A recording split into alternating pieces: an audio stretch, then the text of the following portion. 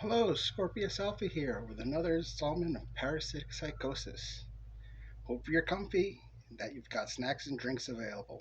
Make sure you've taken that bathroom break because this is a long one. Chapter 16. The Next 7 Months. Month 1. Sid. Do you know why you're in here? Leon asked Sid. Yeah. You need to learn how to control yourself. Control the demon that controls you.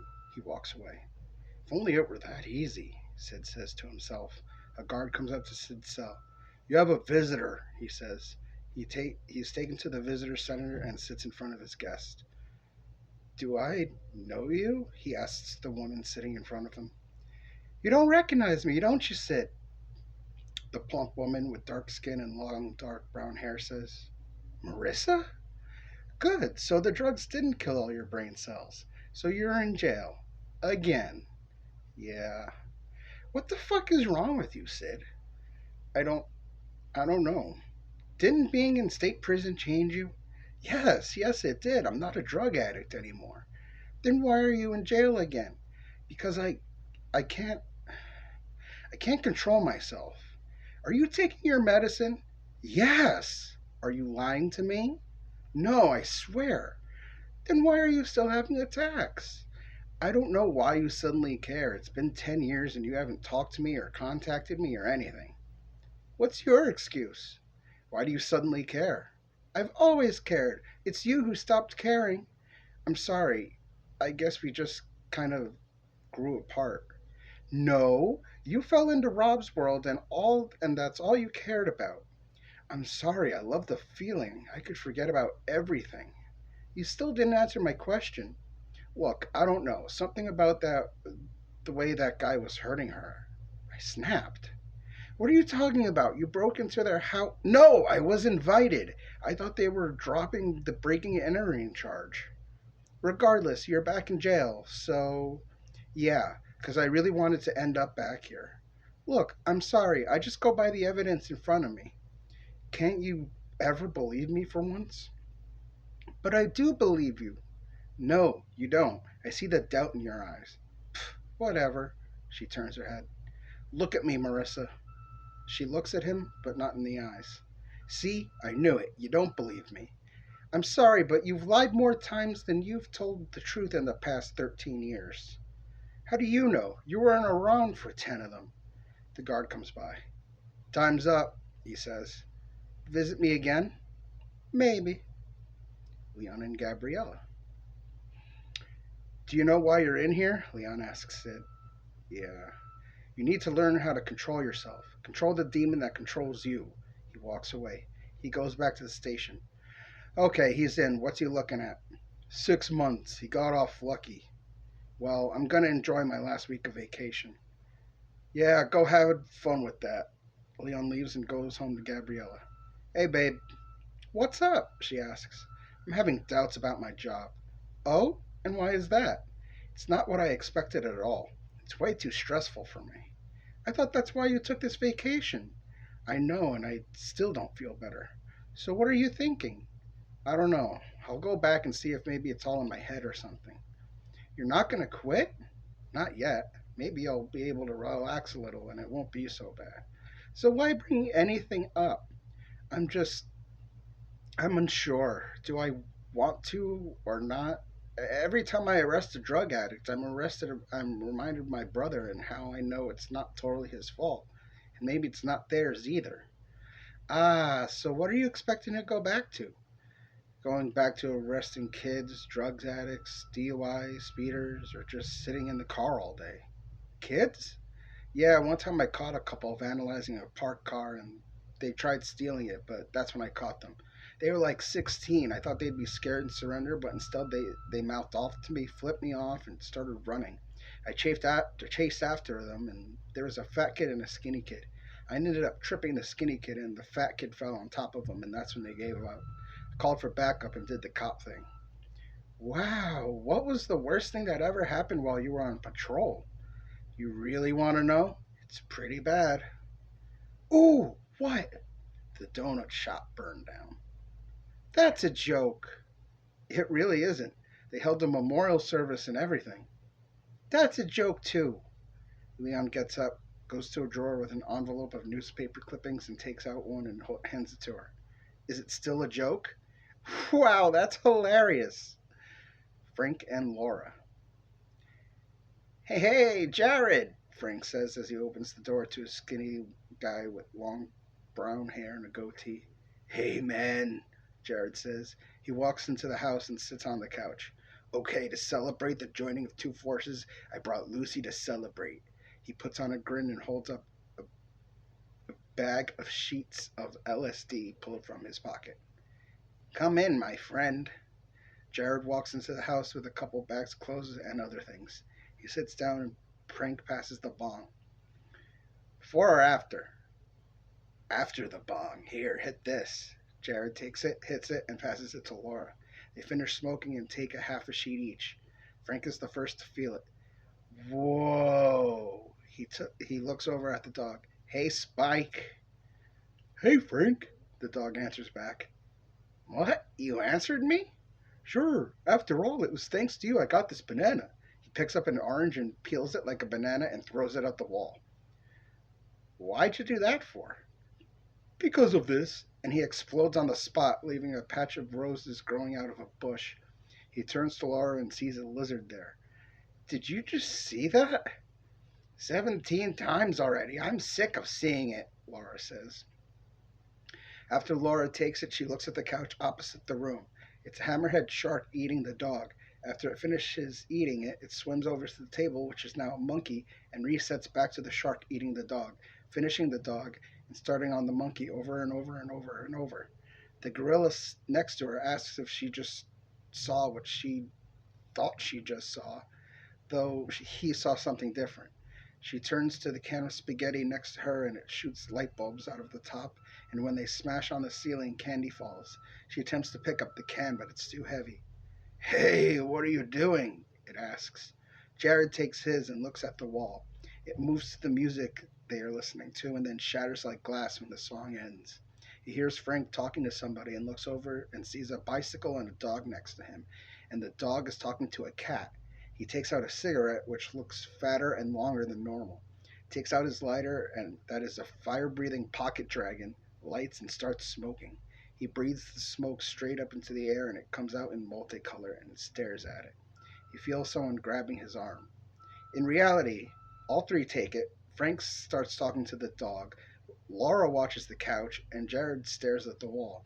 The dog didn't stay for the whole supposed conversation, instead walking over to the corner, lying down, and starts licking himself. After Frank asks Laura if she saw that, she tells that she saw it 17 times already. Jared lights a cigarette and starts smoking. Laura grabs Jared's arm, thinking it was a can. A few hours later, long after they've all come down, there's a knock on the door, and Frank answers it. Yo, Brian, what's up? Yo, dude, I got your shipment. You got the dough? Yeah, come on in. So Frank finds and hands over the money, and Brian hands over the 2 ounces of pot. Thanks, man. No problem. If you need anything else, just let me know. What do you mean? He raises an eyebrow. Think about it. And when you come up with anything you want to sample, just tell me and I'll hook you up. Nah, man, weed's good enough for me. And pills. Maybe some psychs here and there, but none of that rock or powder shit. Hey, man, don't knock it till you try it. Just get out. Your curiosity will hit sooner or later. It always does, he says to himself. Maybe. Brian and Charlotte. Charlotte opens the door after coming home from her second job. She walks up to Brian, who is sitting in a t-shirt and boxer briefs on the couch watching TV, and gives him a kiss. Hey, where are the kids? In their room playing. For how long? All day, I suppose. They haven't left their room except to pee. Did you feed them anything? Like what? So they didn't eat either. Nah, they never said they were hungry. Did you at least make dinner? Nah, I figured you were better at it. Besides, I don't know what to make. Did you at least change Daryl? I don't know how. What the fuck? She picks up the remote out of his hand and throws it out the open window. Go get it if you want it so bad. He leaves the house and gets the remote, and she shuts and locks the door and closes the window. Hey, hey, let me back in! As he's knocking on the door, Charlotte walks down the hallway to check on the kids, and Jason is playing while Daryl is asleep on the floor with an overloaded diaper that's been smeared on the walls and such around the room. The room smells tremendously bad. Hi, Mommy, Jason, her older son, says. Come on, Jason, wake up your brother and I'll give you guys a bath. And if you're really, really good during bath time, we'll go out for pizza. I love pizza. Well, come on, let's go. Jason does as he's told, and Charlotte goes back downstairs. She lets Brian in. What was that for? Not being a parent. From now on, I'm going to be calling the house every hour while I'm at work to check up on you. I'm going to change and shower, too. Oh, and we need to have a serious talk tonight. While me and the boys are out at dinner, I need you to clean their room. I expect it sparkling when I come back. Later that night, after the kids are in bed, Charlotte and Brian get ready for bed. What's so important that we need to talk about? Working 2 jobs is draining me out. I'm exhausted every day, and when I have a day off from one, I still have to work the other, and you're not helping at all. You don't do shit all day and let the kids do what they want. I need to quit a job, and you need to find one. This way, we can rotate who watches the kids, and I'll know for sure they're taken care of. Babe, you know I'm no good at finding jobs. Remember when I applied to be a meat cutter and they said no? You're better at having jobs than me. No, that bullshit won't work. You're going to search your ass for a job and you're going to find one. You're going to keep it and bring that money into the house. The next morning, Charlotte goes to work. Brian picks up the phone and dials. Hello? Yeah, it's Brian. No, Zach died, but I need back in. Everybody? No way they caught everybody. Do you know where I can get party packs then? Oh, good. Okay. Can he deliver? Awesome. Bye. A few hours later, a shady guy knocks on the door. Let me in. Brian answers the door. The guy walks in carrying a suitcase. All right, so what do we have? Depends. You got the dough? It's still 5,000, right? No, it's up to 7,000 now. Holy damn. He walks back into his room, opens up a lockbox, and takes out another $2,000. He walks back downstairs and hands him the money. So what do we got? The guy opens up the case. All right, you got your speed, various assortments of pills, dust, meth, heroin, weed, coke, crack, the usual. All right, cool. He spends the day selling drugs after drugs to people until an hour before Charlotte is due home. He stuffs the weed in his dresser drawer and hides all of the hard drugs in his lockbox along with the rest of the share of the money he made with Zach. He hides the suitcase among the various things in the basement, makes the kids lunch, and waits for Charlotte to get home. When she finally comes home, she approaches Brian immediately. Where are the kids? In their room playing action figures. Did you give them lunch? Yeah, I made them sandwiches. How's the job hunt? I found one already. Oh yeah? Yeah, I'm back to selling weed. Are you fucking serious? Yeah, look at all this money I made so far. He holds up $700 and $20 bills. Holy shit! I only have a half an hour before I start my second job. I came home for something to eat. You know what? If it makes us money, I guess I can't complain. But if it's just weed. Now, if you'll excuse me, if you could hang out for 10 minutes, I have to drop some off at Frank's. It's right down the street, so... Then hurry up. Month 2. Sid. Hey, you came back. Yes, I did. I figured you made coherent sense last time. Let's see what else you have to say. Well, I don't know. Do you still hang out with Kelly? No, after high school, she just basically went off and did her own thing. She was too much up her own ass to deal with anybody, so fuck her. Are you still friends with Rob? No, I have decided to disassociate myself from him since leaving. He's in solitary anyway.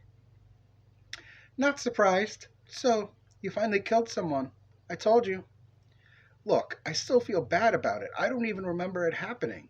I do remember waking up, seeing myself covered in blood and pieces of her, the mangled body in and out of the truck's grill, the truck stopped, the shocked look on the driver's face, realizing what I had done, running into the house and doing every drug I could until I passed out.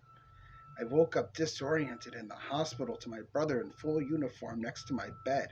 I had forgotten what happened until he refreshed my memory. I'm still glad my brother took my request to see her grave before I was put away. It was also the first thing I did when I got out. But as I look back, I can see why she did it. I was a piece of shit. But then I found out she was dating Brian, Zach's old associate. Those guys were good at what they did. They never told me why they separated, but looks like Zach got his wish. So I wonder if maybe I didn't care who I was with because I just didn't care. Wow, that's pretty rough. I had no idea. How about you? Maybe one day you will fulfill that promise, he laughs. I'm married, Sid. I've been for a few years now. I. What? Yeah, isn't it crazy what you miss when you live in a haze? To who? Oh, you don't know him, but you'll get to meet him, maybe. I. Okay. So you never told me why you stopped being friends with Rob. Instead, you went on a tangent about your ex. Oh, shit. Yeah, sorry. So anyway, it turns out he's way worse than we thought. What do you mean? He's more than capable of cold-blooded murder. You murdered someone too. There's a difference. He enjoys it and does it intentionally. You made it sound like he's done it more than once. He's in solitary for attempted murder of a fellow inmate. Oh my god! Yeah, it's bad enough I've got this hanging over my head. I don't need him dragging me down further. You're absolutely right. It's about time you listened to me. Sorry, Rissa. Apology accepted. Time's up, ladies, the guard says. Oh, shit. Well, visit me again? Yes, definitely. I just don't know when. Okay, see you later then. Bye. Leon and Gabriella. Zero, how are you feeling? I'm mighty fine today, Cap. Why? How would you like to move to homicide? There's an opening. Yeah, sure. Oh, good. I'll be right back. He leaves and comes back a few minutes with a short, bald, skinny guy with thick glasses. All right, I want you to meet your new partner. This is Luxor Alpha. Luxor, this is Leon Zero. Oh, hey, hello. Pleasure to meet you, my friend. I researched you when your boss told me he was going to find a new partner, and I must say your physical performances during your training were outstanding. I bet nobody's escaped from you, which I know is also true because your arrest record is, well, it's a lot, then it's none, then it's a few. Also, you had trouble when you were undercover in narcotics and had to go to rehab. Ha! Hope you don't start killing people now that you have this job. Ha! I kid. But yes, let's get started. I'll fill you in on proper procedure, and when we get a case, I will call you in. They head over to the office and get started, and on the way, Leon asks, how did you know so much about me? How long was this planned? Oh, I did my research in the time it took your boss to tell me he may have found a new partner to the time he came back to get me. Holy shit, dude. Luxor tells Leon about his job and proper procedures and that Leon will have to attend classes. Go home and take the rest of the day off. Read your handbooks and come in at 9 a.m. sharp tomorrow, okay? Oh, sure. He goes home to Gabriella. Babe, guess what? What? She asks. I'm a homicide detective now. You seem kind of excited. Well, it's something different. Are you sure you can handle dead bodies, torn apart bodies, mangled and rotting, and... Stop, gross. When you put it that way, it sounds terrible. But really, dead bodies I can handle. It was because of a dead body I saw when I was 10 and the cops investigating it looked really cool, which is why I became a cop in the first place. I've come full circle now. That's pretty messed up. No, no, you misunderstand me. It wasn't the fact that they were investigating a dead body, but because police were allowed in places and do things normal people can't, and I wanted that kind of freedom. But it's completely different. Grass isn't greener? Nope. But now that things are changing, maybe it'll be for the better. The next day, Leon walks up bright and early and heads to work. Morning, Luxor. Salutations, my good friend. Help me review this case. Man walks in to find wife cheating on him with another woman. Asks if he can join. Gets denied. Shoots both of them. He claims not to remember a thing that happened. Neighbors claim he should have remembered because between the time that he went into the house and the time the shots were fired was 57 seconds. Does he claim any type of insanity? Amnesia? No, not in that short of time. Plus, usually passing out precedes amnesia. The captain comes inside the room. We've got a case, 100 North Green Street. One dead, gunshot wounds. Leon and Luxor hop into the car and head to the address, and when they go inside, they find the scene. A naked woman bleeding profusely out of her head and genitals while she's on her hands and knees on a bed, face down, tied at wrists and ankles. So, what is going on here? Luxor asks as he goes inside, but when Leon walks inside, he gets so disgusted that he starts to throw up. He's compromising the crime scene. Get him out of here. So they push Leon out of the house until he's done puking. Seems a gun rape happened here, Luxor says. What? Yeah, he either used one or two guns to commit this crime. Ballistics will tell us. I can't do this. He runs outside and starts puking again. He doesn't return to the house. Instead, he hops a bus home. You're home early. I quit. Frank and Laura. Hey guys, Jared says one day. What? Frank asks. Want a trip again? No, last time I did, I kept seeing the same thing over and over again, Laura says. You sure? He holds up and shakes the baggie. All right, Frank says. Fine, Lauren says. They each take their hit of LSD. Whoa, Frank says. He looks at his surroundings and the different colors of everything start blending together. Everything starts to look bigger as he feels like he is shrinking. He stares straight into the carpet fibers and starts to crawl through the seemingly giant forest of carpet. Help me, help me, somebody help, I'm stuck in this giant forest. What? Jared calls over. Get me out of here. He sees a giant hand in front of his face and he grabs it. He feels himself getting bigger as he stands up. Thanks, I thought I was gonna be lost forever. It's okay, man, just ride that pony over there and you'll feel much better. Frank walks over and sits on the dog and the dog instantly falls. Hey man, it won't hold my weight. Oh well. Jared takes his hit and looks at Frank and Laura. As Frank thinks he is shrinking and brings his body down. First squatting, then kneeling, then laying down, grabbing the carpet. Jared sees Frank doing this, but he's turning into a ball the lower he brings his body. When he starts crawling, the ball starts rolling by itself. He turns to Laura and she's dancing with an orange bug-eyed alien with 4 eyes and 2 teeth sticking out of its nose. He sits on the blue and black spotted mushroom that is the reclining chair, and as he gets comfortable, he hears the ball cry for help. So he goes out and holds his hand to the slowly rolling ball until it rolls into his hand. It sticks to him, and as Frank gets up, he goes from being a ball to being Frank again. Thanks, I thought I was going to be lost forever. It's okay, man. Just ride that pony over there and you'll feel much better. He points to a table, and under the table is the dog, which Jared sees as a little 1 foot by 1 foot chair. He sits back on the mushroom and watches Frank trying to sit on the tiny chair, and it instantly breaks. It won't hold my weight, man. Oh well. Laura takes her hit and looks at Frank. He splits in two, and while one shrinks, the other approaches her. When he gets close to her face, she sees that he has the bone and face structure of a cat, but as a human. Let us dance this night away, and together we can be as one. Okay. The whole room shatters, leaving a blackness. They start dancing together, and every time she knocks into something, she feels a spongy wall. She dances until she collapses. They all wake up in different places, scattered around the living room to a knock on the door. Frank and Laura get up off the floor, and Frank answers the door. Hey, man, I brought you some more weed, Brian says as he hands it over. Thanks, man. Ouch. Remember, if you guys need anything else. I want to try meth, Laura says. Whoa, we agreed that if we were going to try anything new, we'd do it together. Will you? Yeah. Brian and Charlotte. Well, I finally quit my second job yesterday. I must say, I can't say I approve fully of what exactly you're doing, but you've made more than both my jobs combined. Now help me bring in the groceries. He gets up and helps her. They go through the rest of the night without incident. The next morning, Charlotte goes to work. He starts texting people, letting them know his hours were cut short and people start coming over. Yo, dude, I need some crack and some coke, man, says a tall, skinny black guy. All right, how much do you need?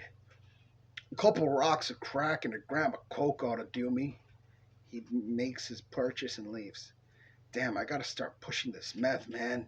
Everybody wants everything else. He texts Laura and asks her if it's just him that doesn't want anything else or if it's both of them. She says it's just him and that she would like to try something different. So he asks, what about meth? And she says, sure.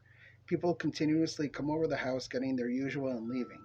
He looks at the clock and tells people that shop is closed for the day. An hour later, Charlotte comes home. Hey, babe, she says. Hey, how much did you make today? 500. Oh, that's good. Maybe we can get a better car soon. Yeah, maybe. Listen, I gotta go drop some off at Frank's if you don't mind. No, yeah, sure, go ahead. He leaves and heads over to Frank's house. Frank answers the door. Hey, man, I brought you some more weed, Brian says as he hands it over. Thanks, man. Ouch. Remember, if you guys need anything else. I want to try meth, Laura says.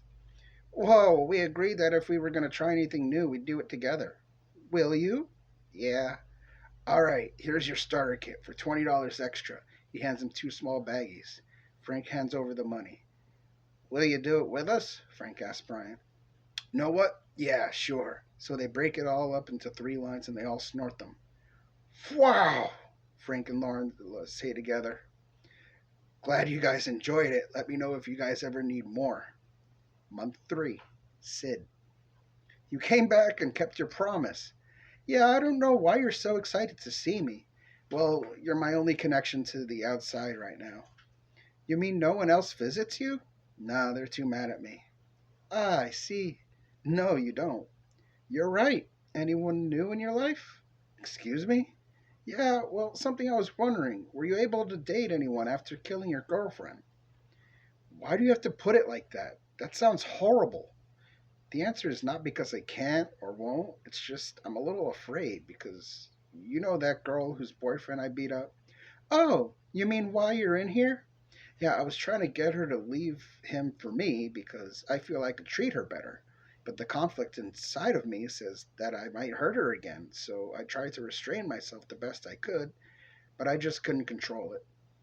Why would you even need to try to break up a relationship? Because he beat her.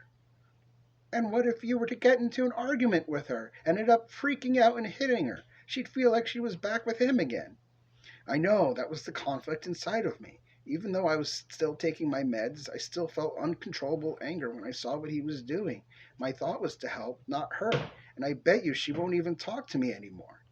Because no matter what the circumstances, you can't break up someone else's relationship. That's something they have to figure out and do together. Yeah, I know, but I hate seeing people in pain that don't deserve it. You can't be a hero, Sid. And why not? Because you're not good anymore. Now you're a bad guy. I'm not bad, I just have an uncontrollable dark side. Heroes don't have dark sides, Sid. Yes, they do. Not like yours. Then I'll be an anti-hero. Whatever. You like being in jail so much. What do I do? For what? To stop myself from becoming a monster. I don't know, Sid. You have to figure that out on your own. But I can't control it. I've tried taking heavy drugs to try to dull myself, and that doesn't work. Maybe because most of them just aggravated it. So what should I do? I don't know. I'm not a doctor. Pfft, you're a lot of help. I'm sorry. I did the best I could. Time's up, they hear. Visit me again? I don't know. Leon and Gabriella. So, you're actually finally done. Yes, I said so already. Okay, so what are you going to do now? Well, I want to relax a little and get my bearing back together. Okay, well, don't take too long. I can't support us forever. She leaves for work and Leon is left alone. He calls up Aaron and he comes over. Yo, dog, it's been a minute since I seen you. Yeah, it's been nuts, but I made the decision I'm not a cop anymore. Oh, damn, so you're out of the pig pen, huh? Yeah, I couldn't take it anymore. In my first case back, I couldn't handle it. It was too much. But you saw a dead body when you were a kid, didn't you? Yeah, but this one was really gruesome. How gruesome? Her junk was blown open, there was a gunshot in her head, and she was bleeding all over the place. Oh, gross. Yeah, imagine what it was like to see. The body I saw when I was a kid was already covered. Oh man, that sucks. Hey, since you're not Popo anymore, you want to smoke a joint? Oh yeah, that'd be nice. So they spark up the joint and smoke. A few minutes later, they're high. So how long are you gonna stay home before you start looking for a job? I was thinking like a month at most. Ah, that's cool. Gabby okay with that? Yeah, she saw the stress I was under and is supporting me. Ah, good shit. That's cool. What kind of job were you thinking? I don't know, man. I don't know. Maybe I could ask my dad if you could work with us. Maybe, I don't know. Working on cars really isn't my thing. Well, let me know. Maybe my dad will make an exception for you. Yeah, your dad is pretty cool with me. Well, if you make up your mind, you know how to reach me. Yeah, man, sure. That night, Gabriella comes home from work. So, how's your day? Aaron came over and told me I might be able to work at his dad's shop and smoke to Jay. Sounds like a productive day. Yeah, I might have a new job soon, and it'll hopefully be better. What do you mean?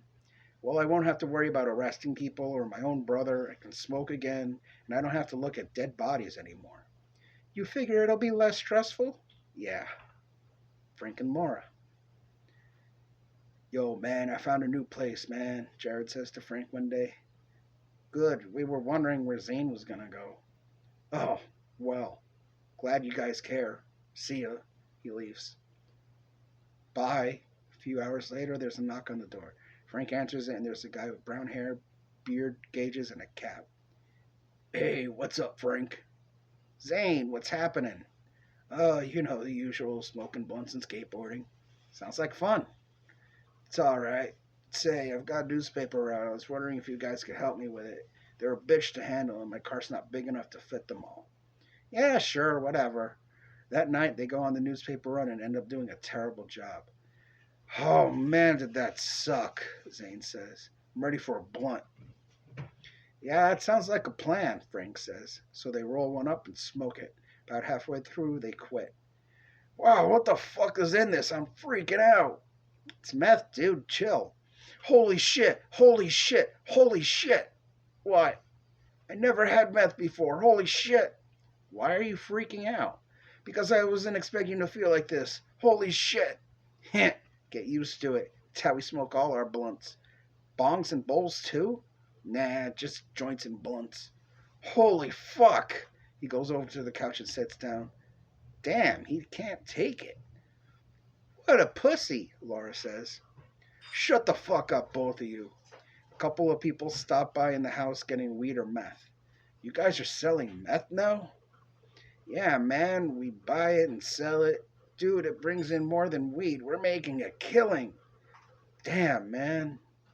Hey, you want to finish this blunt with us? Hell no. You're a loss. Don't ever ask me to smoke a joint or blunt with you. Fine, more for us. Brian and Charlotte. Come on, you buy it, you might as well, Brian is telling Frank. All right, all right. Yay, now we have our own supply, Laura says. I figured you guys know more people who will buy meth. Everyone I sell to wants everything else. Yeah, no, we got this. Okay. Brian goes back home and Charlotte is sitting in the living room. Hey, babe. Oh, hey, so a guy named Paul was over here while you were gone. He says he knows it's late, but he's itching to get some dust. Now, if you only sell weed, why would he be looking for angel dust? Um, you're selling other shit again, aren't you? I, uh, aren't you? Yes, yes, okay, just some extras here and there, but we're making enough money. Damn it, Brian, are you doing it too? No, no, I swear. How do I know you're not lying? Because I'd be really fucked up now if I was. Really? Yes, remember how I was when I was on them. Can we just drop this, please? I don't want to see any of those kinds of people in my house. Sell, but don't let them in. Got it. And don't you do it either. Okay, okay. As she goes downstairs, Brian closes the door and snorts a bag of heroin. He He closes and locks the lockbox and tears the little bag into tiny pieces and throws it out.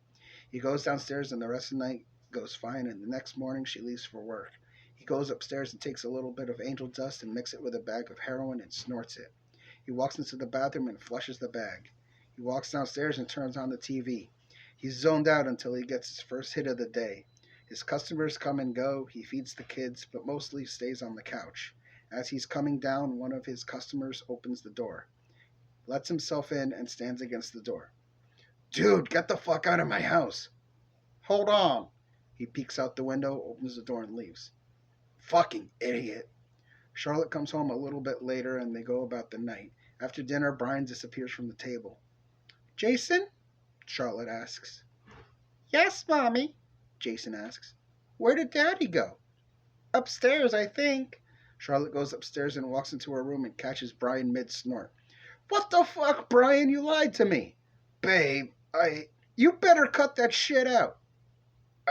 Now, and no more selling it. You obviously can't handle it without doing it. Okay. Good, now get rid of it. Where is it? That was the last of it. That's kind of why I did it. Fuck, Brian. I'm sorry, babe. No! Don't. Don't even talk to me right now. Month 4. Sid. Here you go, Zero. Enjoy your new, big, beefy new cellmate, the guard says as he throws a muscular guy with long hair inside the cell. Samson? Sid, well, look at this. Of all the possible cellmates, I get the crazy murderer. Well, that's a bit harsh. You know nothing of what really happened. I knew you'd end up killing someday. I thought I was going to be the first one. Look, I'm really sorry about that, honestly. I don't like to hurt people because when I get like that, I can't control myself. Because you're crazy. You always have been. All right, fine. You want me to say it? I'm crazy, loco, insane. I know I'm not perfect. Nobody is, not even you. I've always been perfect. I'm in perfect shape, have nothing wrong with me, graduated with honors and football scholarship, went specifically for football, so I took general studies, and then I got screened during national football tryouts because they didn't want me. Otherwise, I would have made it. So I decided on joining the Marines. I ended up getting shipped to Iraq, and I got to see some action. So what are you doing in jail? Shut up. No. Shut up or I'll kick your ass like I did in high school. He puts up his fists. Bring it. You feel like dealing with my full-on rage again? Samson looks at Sid for a few seconds and then lowers his hands. You're lucky you're so psychotic. Yeah, sure. I don't see why you have to make fun of me over it. Because I can. That's not a reason. I don't understand why you have to get all uppity about it. Because there's no reason for it. I don't call you a douchebag even though you're like the biggest one I've ever met. Fuck you. Damn, man, will you ever grow the fuck up? Like you should be talking.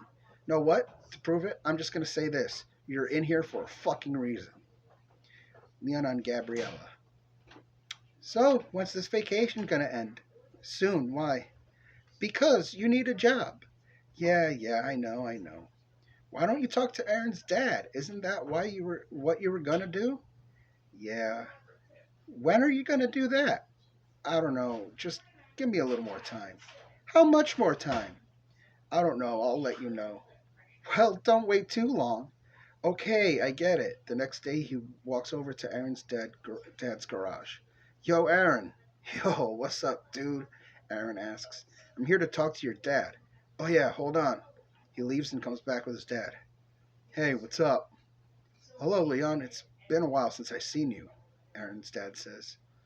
Yeah, working the beat took a lot of my time. Still protecting and serving?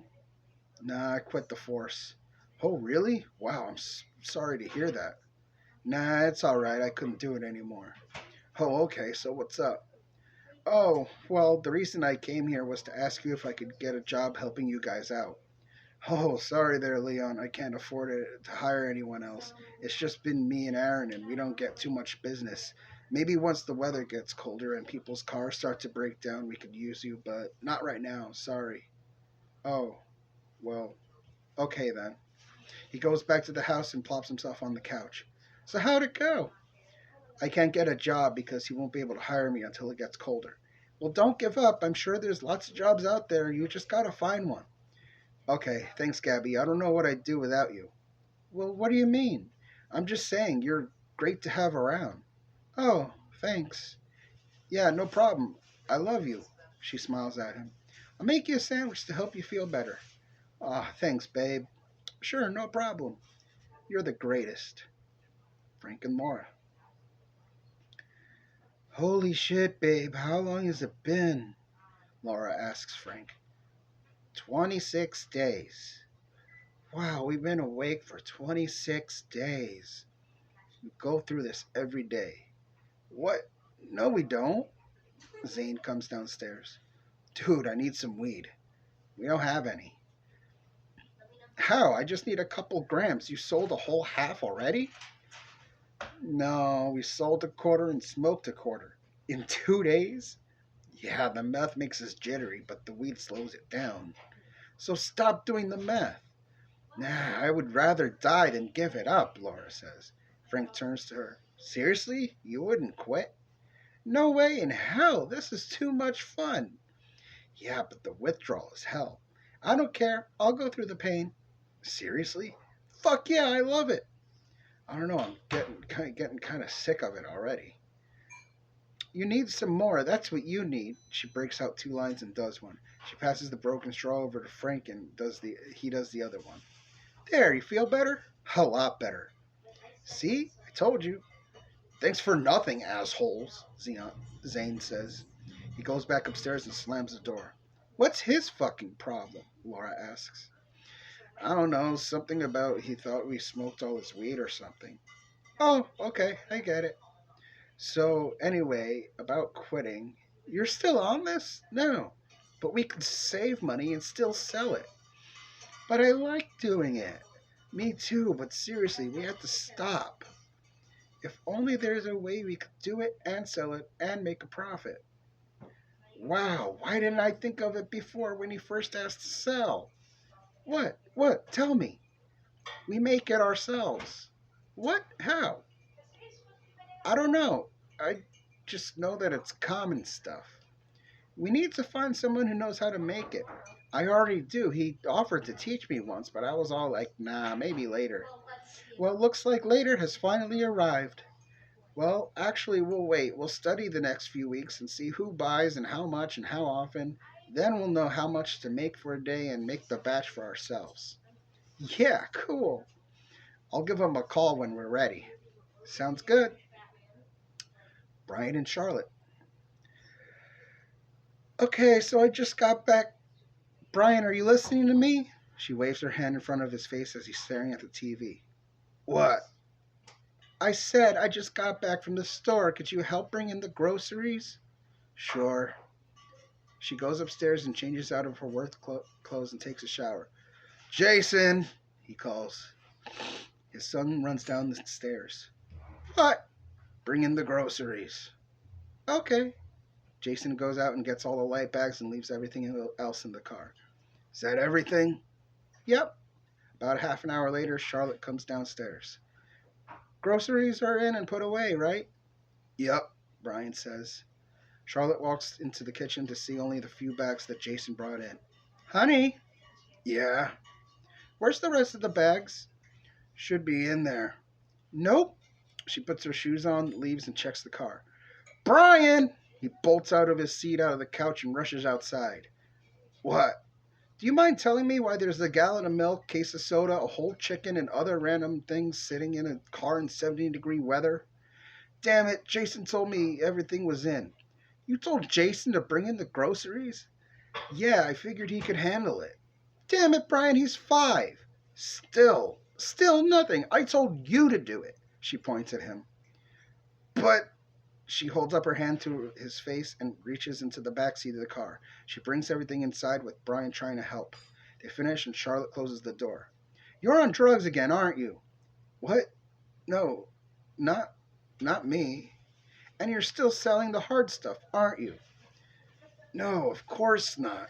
Just then there's a knock on the door and Brian answers it, cracking the door only a little to a skinny white guy in a dirty flannel ripped jeans. Yo, dude. Sorry, I know it's late. Could I get some horse off you? He whispers. Now is not a good time. Please, man, I'll sell you this CD player. He pulls out a portable CD player with headphones. No, get out of here, Brian whispers back. He closes the door. Who was that? Charlotte asks. Just someone looking for weed. You can find weed anywhere. It looked like he was practically begging, and you'd have to sell something special to get that kind of attention. Okay, all right, fine. Fine what? I sell heroin too. Oh, that's what he wanted? Heroin? Let me guess. Crystal meth, angel dust, crack, cocaine, all stuff you've been selling? How how did you You've left your lockbox open more than once. I was just seeing if you were man enough to admit you were lying when I caught you, and you continue to lie. So guess what? I'm taking the kids and we're going to my dad's house. What the fuck? Seriously? You brought it upon yourself. Month 5. Sid. So, you get out soon, don't you, Sid? Samson asks. Yeah, I get out at the end of the month. Lucky you, I've got 4 more months. What are you in for? Last time I asked, you said you were going to hit me, but you'd just be extending your sentence or dying. So it's better you tell me.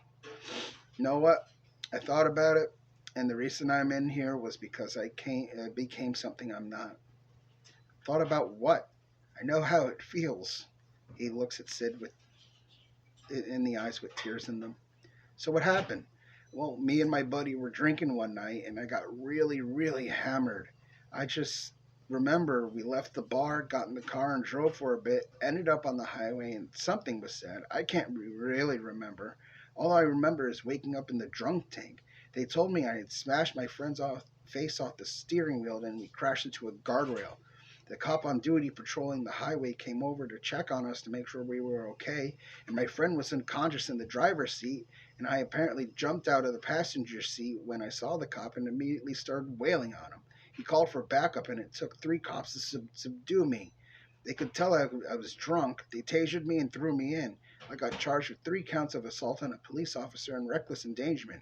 I have to serve 6 months in county jail and serve another 6 on probation, and I have to attend alcoholics meetings.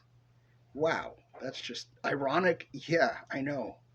You, I know how it feels now, Sid, to become something you're not and to cause harm you don't want to. I don't see why anybody would want that. It's all right. I also now know what it feels like to have an addiction. That was the heaviest night of drinking I've ever had, but I've been in an alcoholic haze for quite a while now. Wow, Samson.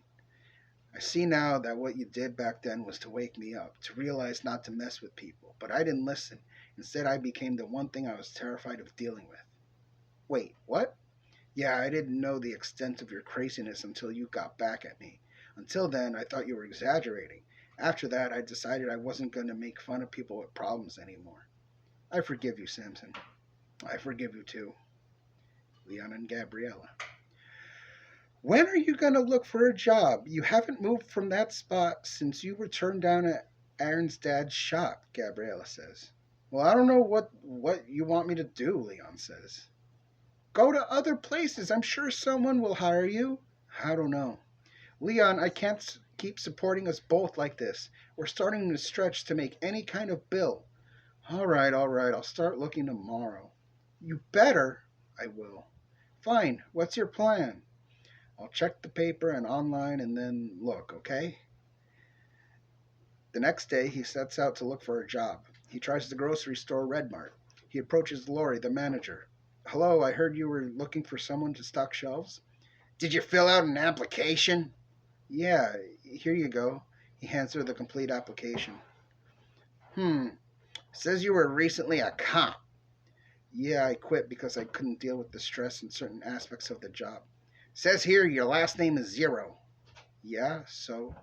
You wouldn't happen to be related to Sid, would you? I'm his brother. I'm the one who helped him get his job here in the first place.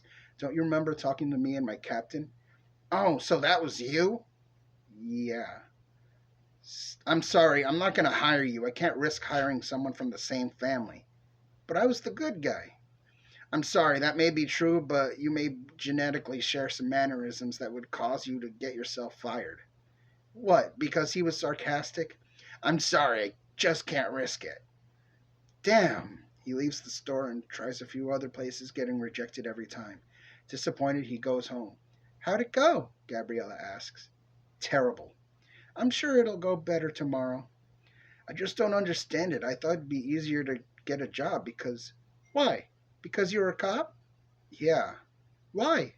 Well, I figured it was a respected position, so it should have been easier to get hired. Just because you had a position like that doesn't guarantee you anything. I know, I just thought on an official basis. Look, just keep trying. Whatever, babe. Thanks again. You're welcome. Yeah, I'm glad you'll always be there for me. Forever? Probably. I don't know, Leon. What do you mean? It's nothing.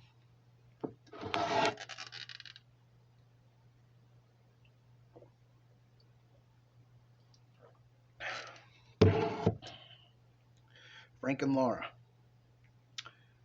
Where's Zane? Laura asked Frank one day. I don't know. He left. Remember? He said, I'm out, and left.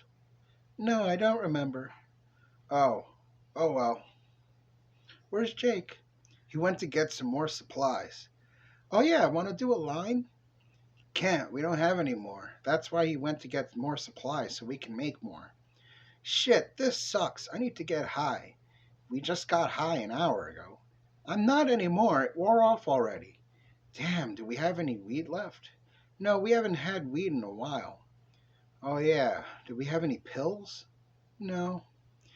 Damn, he better hurry up. An hour later, Jerry, a tall, skinny guy with glasses and a shaved head, shows up with his supplies. Hey, I'm back. What took you so long? Can't get all the stuff the same place. Duh. Well, hurry. We need some now. Not gonna be that easy.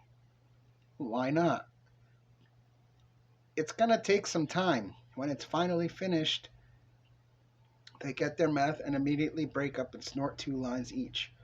Holy shit, you guys were fiending, weren't you? Needed it, Frank says. Damn, you guys are nuts. Maybe it's time I teach you guys how to make it. Yes! That would be great, Laura says. Are you sure you guys can handle it? Yeah. She nods her head quickly. Your enthusiasm intrigues me. Why? Because I'm not sure you'll be able to handle it. You're too into it, and you may be careless. No way. I'm good with common sense. Are you sure? Because this is pretty intense stuff. Oh, come on. We can handle it. I just don't want you blowing yourselves up. Pfft, we'll be fine. Are you sure? Yeah, trust us. Stay with us a while and watch us if you're so unsure. Yeah, all right. I'll see you. Let's see how you do. Brian and Charlotte. Brian wakes up as usual, opens up the suitcase, and sets up 3 bags of heroin. He does all 3 and lets people in and out all day. He looks in the case and sees he needs more. He calls up his dude. Yo, dude, I need another case. He hears from the other line. Dude, I just sold you a case last week. Are you seriously moving it that fast? What? Yeah. Okay, I'll be over then. 15 minutes later, the guy comes over. Here's the cash. You're a little light. Yeah, it's there. No, it's not. Yeah, it is. He counts it. No, it's not. You should make a profit. Are you hooked on your own supply? What? No, yeah. You're not supposed to get hooked on your own supply. I'm sorry. Listen, it's only $1,000. Pay it back when you re-up, and if you can't, well, we're gonna have to make sure you pay one way or the other. Yeah, no, I got it. The guy leaves and Brian puts the case back in his room. He gets a call. Hello? Hey, it's me, he hears Charlotte say on the other line. Oh, hey, what's up? I'm bringing the kids to visit you for a little while. Oh, okay. You're not busy or wasted, are you?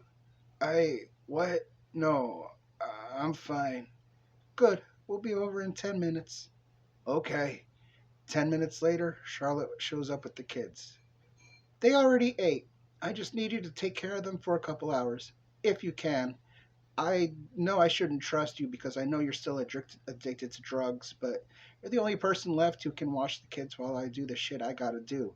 A couple hours shouldn't be torture for you, even if you remember their names. I gotta go. I'll be back later. She hugs the kids. I love you. She leaves. So, what do you guys want to do? Cartoons, Jason says. Go. Jason turns on the TV and puts in his favorite DVD. Brian plops down and zones out watching it. Half an hour later, the phone rings. Hello? Yeah, I'm just checking in. I got myself a few minutes. I'm gonna keep checking in. Like I said, I don't trust you. So is everything all right? What? Yeah, everything's fine. What are the kids doing? Cartoons. Okay, good. I gotta go. I'll call you later. She hangs up. After a few hours, Charlotte knocks on the door and Brian answers it. I'm here. Where are they? Living room. She walks in. Come on, it's time to go. The kids get ready to stand next to Charlotte. You didn't fuck up. I'm surprised. We'll keep visiting, and depending on your condition, will depend on if we come back. If you can cut down on how much you do, I'll help finish getting you off them and get you help, okay? Okay, babe. Brian smiles. Charlotte gives him a kiss on the cheek. Come on, guys. He closes the door. Whew, that was close. He goes upstairs and snorts another 3 bags of heroin and passes out on the bed. Month 6. Sid. All right, Zero, last day. Finally. Catch you around, Samson? Maybe. Sid gets released, and outside he sees a girl crying. He stands and looks at her. Should I? He thinks to himself. He sighs and he approaches her. What's the matter? My boyfriend is in prison and he just broke up with me, she says. Why? He said he's his cellmate's bitch now. But this isn't that kind of jail, he thinks to himself. Okay, walk with me, talk with me. Well, we've been going out for a few years. We have a kid together, too. Okay. Well, he found out that he was doing 5 years in prison for almost beating a guy to death with a crowbar, but he's never been in jail before. I guess he said that he heard about dropping the soap, and so he surrendered immediately to his cellmate as soon as he got in, and his cellmate told him to break up with me because he was his bitch now. Wow, that's pretty fucked up. Yeah, I know. What's your name? Sally. Yours? I'm Sid. Well, here's my number. Here's mine. They exchange numbers and head off in different directions. Sid stops at a house and thinks about it for a second, then walks up to the door and knocks. Marissa answers the door. Sid? Wow, you still live here?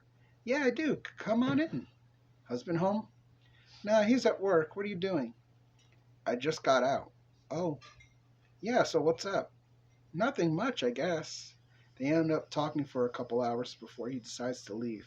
He texts Frank if he has any weed, and he writes back that he does. Sid goes over to Frank's house, and he smells the burning chemicals as soon as Frank opens the door, but only slightly. Dude, that shit is strong. What's going on? Nothing. Here's your weed. He hands it over, takes the money, and closes the door. Leon and Gabriella. Leon, you haven't moved from that couch in weeks. Yeah. Don't you care at all that you have no job? Yeah, but it just seems so impossible. Why even try? Do you really give up that easily? I guess. Wow, what happened to the ambitious Leon who wanted to go commando?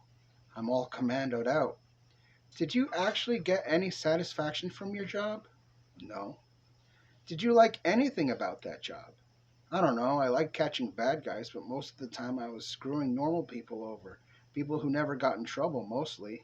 I got a few people who actually deserved it, but it wasn't as much as first-time offenders, and the fact that I'm the person who ruined their lives by giving them a record, even though a high percentage of those people won't get in trouble again. So you feel guilt. Is that why you won't go back? Partly. That and the fact that I can't stand actual dead bodies. And I was proven not to be able to handle going undercover for narcotics. And anyway, considering past and family, I couldn't really do that for much longer anyway. So you didn't like any of it? No, it was nothing like I thought it would be. I saw cop shows and real cops in action, and it just looked so cool. bringing the hammer of justice down on bad guys and making the world a safer place, but I learned that not every bad guy is a bad guy. Like your brother? Exactly. So what's your backup plan? I have absolutely no idea. Well, that's just great, she says sarcastically. Look, I'm sorry, I just don't think I could find a job right now. Leon, this is ridiculous. You need to find a job. Now. I don't care if you make a dog poop cleaning business. You need to go back to being self sufficient. What do you mean? I mean, I already told you 1,000 times. I can't keep supporting us both.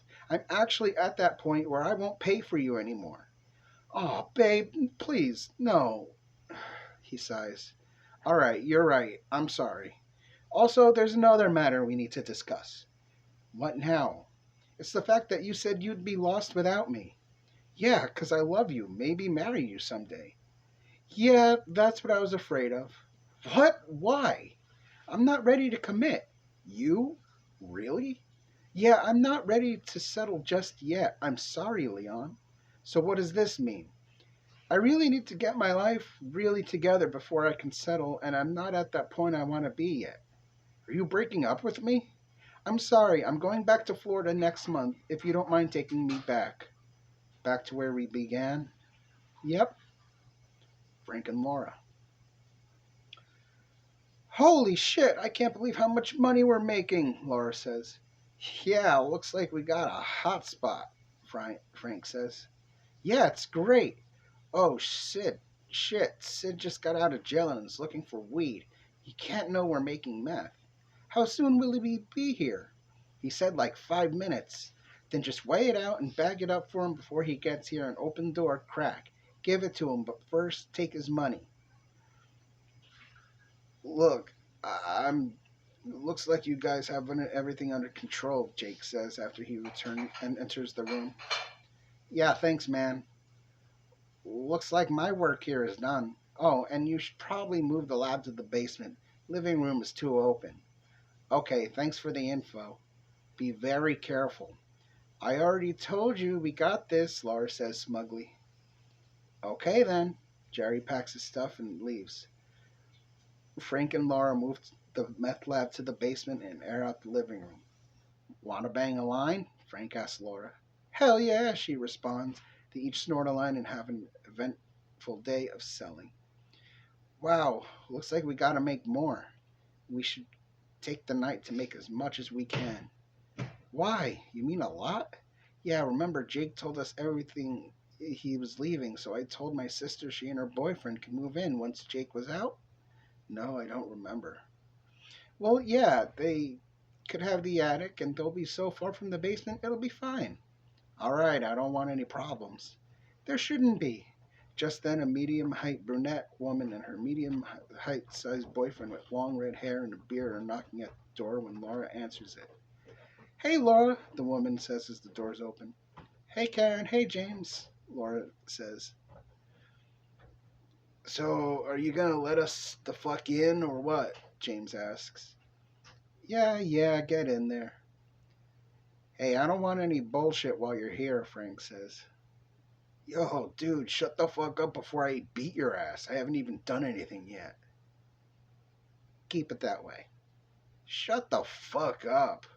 They start moving their stuff into the attic. Frank and Laura have a successful night of making meth and fall asleep, just as James wakes up and goes to work. Karen wakes up and goes downstairs to find them passed out on the couch. As she walks by them, she smells the chemicals on them. She shakes Laura awake. Hey, Karen says. What? Lauren asks. You guys smell strongly like cleaner and fire. Yeah, no, we were cleaning all night last night. Okay. Just then there's a knock on the door. Karen answers it. Hello? Oh, damn, is this the wrong house? The guy asks. For what? Just then Laura pushes Karen out of the way and makes her sale. She closes the door and walks back into the living room.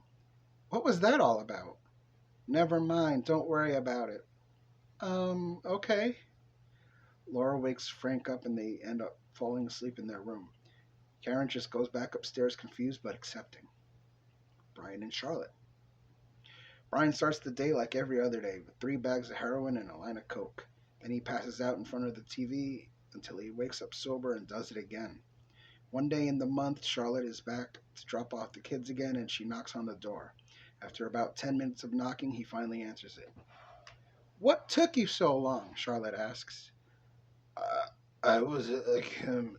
He stumbles into the living room with the kids following her. "I needed you to watch the kids for an hour or two, or can't you?" "Yeah, sure, I can." He fades out and passes out. "Wake up!" He jolts awake. "I need you to watch the kids for." "Hold on a second."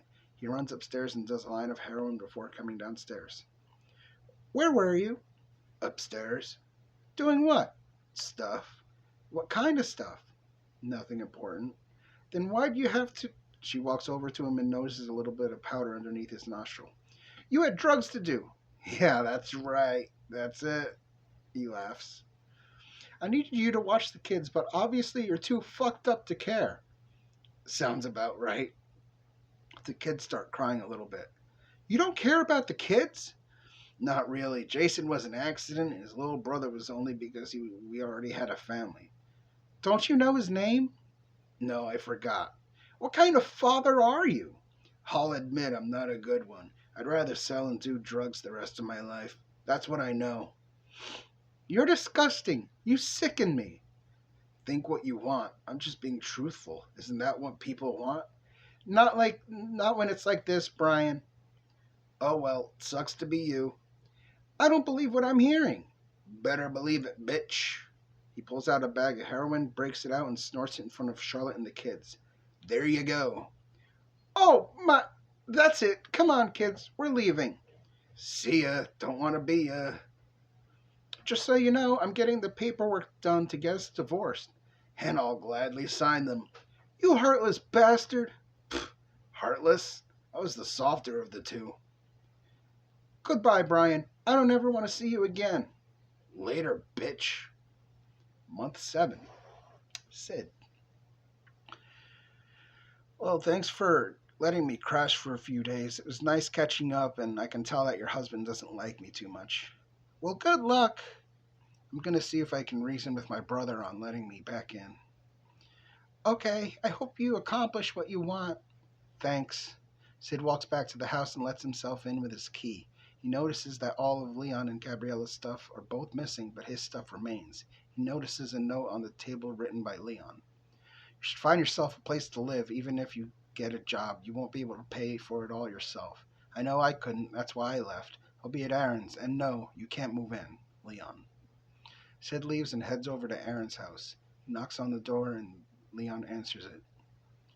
"Come on in, bro," Leon says. "Yeah, sure." Sid steps in and they walk into the living room and sit down on the couch. "You're just in time for a blunt," Aaron says. "Cool. Wait, is something going on here? Am I being set up?" Sid asks. No, I'm not a cop anymore, dude," Leon says. "What?" "Yeah, I just couldn't do it anymore." "Wow, I guess I missed stuff while I was in jail, huh?" "Aaron, you still with that chick, Vanessa?"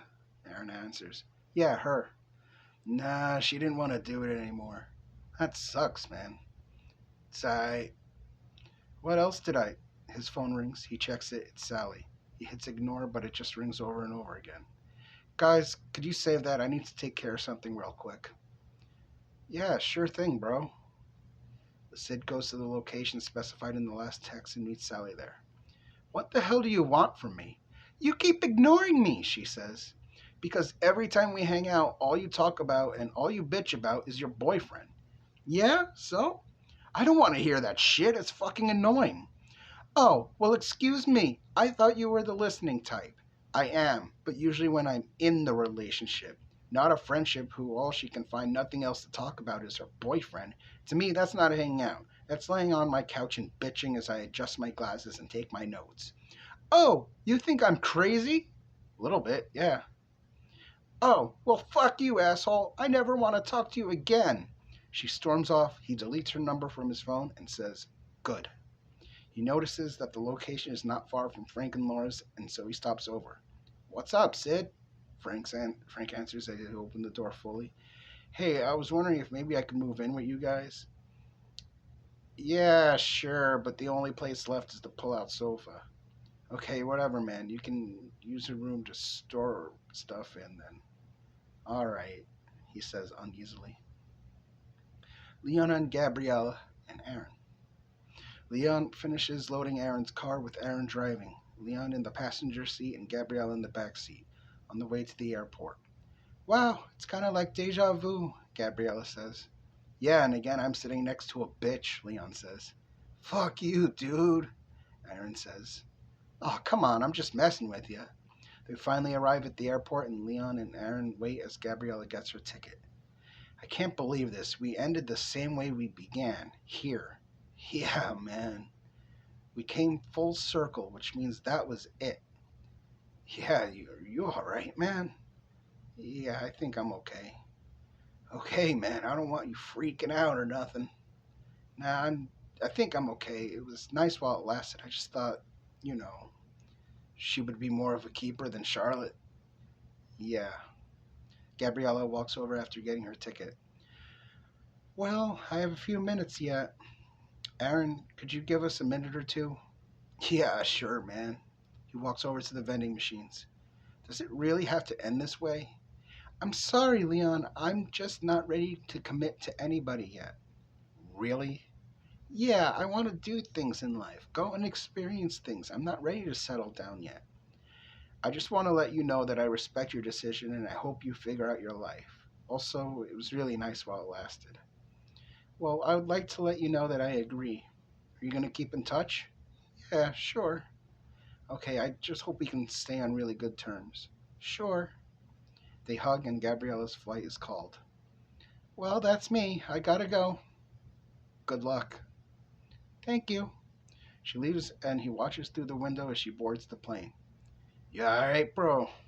Aaron asks. Yeah, come on, let's go home and smoke a blunt.